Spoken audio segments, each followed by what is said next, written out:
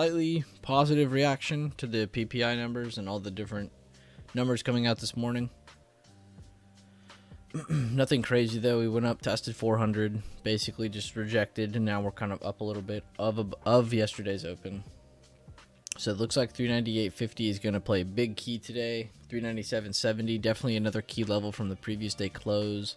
397 area, another key area if we do see any rejection down.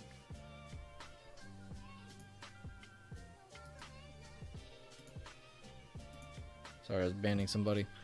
But it looks like a breakout above this kind of pre-market high we have here. It's kind of about here. Maybe above 399.15 we can look for some longs, but it looks like we are better off just waiting for the 400, like I said yesterday, which looks like we are definitely going to be trading under that. Good morning, Squilliam. Good morning, Sandra. Good morning, everybody who's joining.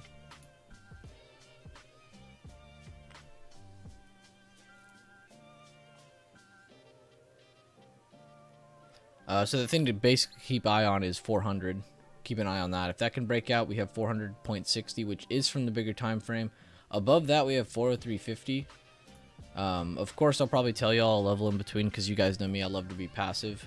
So I'll probably say 402 is a good first target if 400.60 breaks out. If we get the continuation of that, you do have 403.50 in the area past 402 for a kind of extended target out there. So look at that. Let's say bearish scenario, we break down. So we already talked about, upside's pretty easy. It's literally just 2 levels. Downside action, what is possible?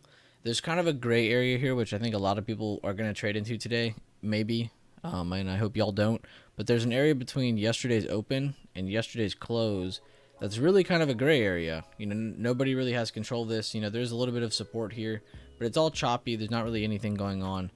So I really wouldn't trade in between this area today, mainly because between the previous day open and previous day close, especially when they're close together, is a very, very, very, very, very indecisive range. So do not trade in between here for the most part, but this is essentially where you're going to be looking for all of your moves to come from today. So I'm not surprised to see this being used as support, and currently have a higher low support right now.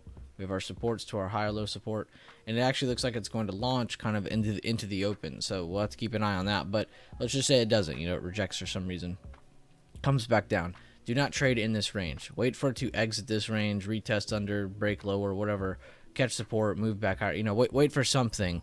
I would not just jump into plays in between that area. So, but that is essentially the plan today. I do like this over 400.60, 400 as well, basically. So we'll be looking above the previous day highs and 400 psychological level. It's a very strong level. It's also from the bigger time frame. We have 399.40, which if you guys want to check this out on the bigger time frame real quick. I was covering this in the power hour stream yesterday. We did the first power hour stream yesterday, so if you want to check that out, you can see it in the live section on the YouTube channel. I should have named it differently probably, but whatever. We'll be doing another one Thursday. I'm going to try to do them at least 2 times a week. But yesterday we were talking about how today's candle is kind of 50-50, and that's before the news comes out and gives us either sentiment to the up or sentiment to the down. So far to the up slightly, but as you can see, if we get a lower open, which we're not, we're actually getting a higher open right now. If we were to get a lower open, we would need to really just kind of watch 396.30s, and that would be kind of our big, telltale level. Do we hold here? If not, then we're probably going to go test 394. If we're not, then we're going to go test 390, 392 area, which is a needed gap fill. And then also to the upside, you have basically 400 in the way. So on the bigger and the smaller time frame, 400 is a huge level that's in the way. So if 400 is broken today and we hold it with good support or we break it with good volume, there's a good chance we could see 403, 405, maybe even 407 today. Again, I'm not trying to say this is definitely going to happen. I'm just saying what's possible. So keep that on watch if we do get the break to the upside. The downside, we have a lot of levels to look out for, as you guys can tell. But yeah, let's move on though. Let's go to some other charts. So let me type this up.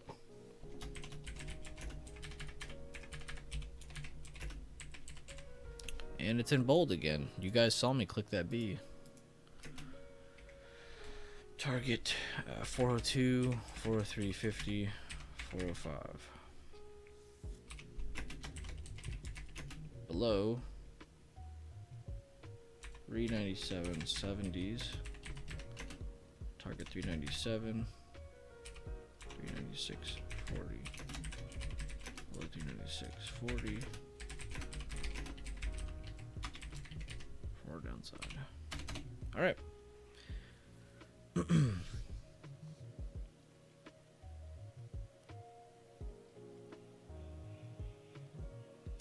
Good morning. It looks like I'm behind now. Good morning, 300. Good morning, Andrew, Zeke, Steve, Kid, Pike, Raphael.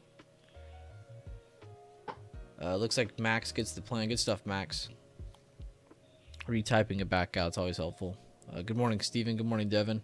But give me a thumbs up or a hi or a yes or something, an indication that you understand what we're talking about here on the SPY bigger and smaller time frame. This is why I always cover this first, because it is the most important. But let me know you understand what's going on here. At least for SPY. We're going to move on to other tickers for a second, but I always want to make sure everybody understands at least what we're looking at for SPY. I mean, this is literally where where a lot of our bigger major confirmations come from, so might as well get used to it. Let's continue though. Wrong. These levels are insane. I love the TA routine using price history alongside, just short-term price history. It's kind of really all we're doing, really, is we're adding price history of the chart's entirety plus short-term price action, that previous day, the pre-market. I mean, it's just price history. That's all we're really trading off of.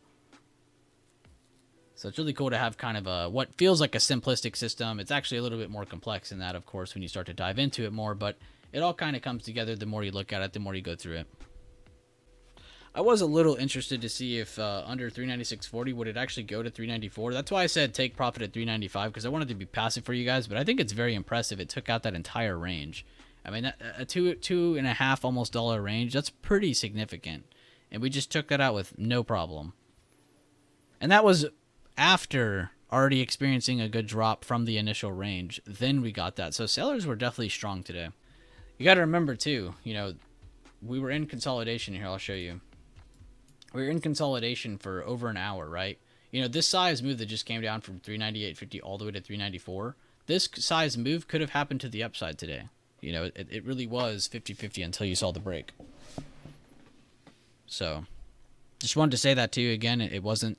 It's really easy now to be like, oh, I should have grabbed puts right up here, dude. Why didn't I do that? It's so easy to say that afterwards. It is not easy to think of that while you are looking at it happen live. So don't beat yourself up. That's exactly why I say review, visualize as much as you possibly can, because that's what's going to help you.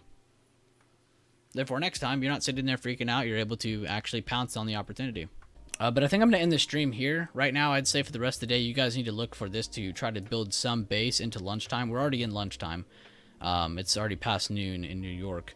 But right now, you guys need to be paying attention to if we're going to continue holding this base. Can we continue holding 394? And if we can definitely get a good buyer move before the end of the day. And vice versa. If we continue holding base and we break a new low, we could definitely have a good secondary leg down from this move to the downside again. So be very careful of that. On the bigger time frames, as I was just showing y'all a few moments ago, we made a really, really nice move. And you can see just how accurate they were on the smaller time frame. Perfectly hit it.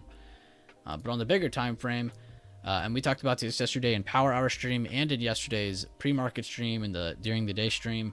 But as you can see, we broke under this candle, broke 396.30s, and we made our way all the way to 394.30s. The next thing we're going to be looking out for is kind of a combination of this candle here, the low of this candle, and this level here.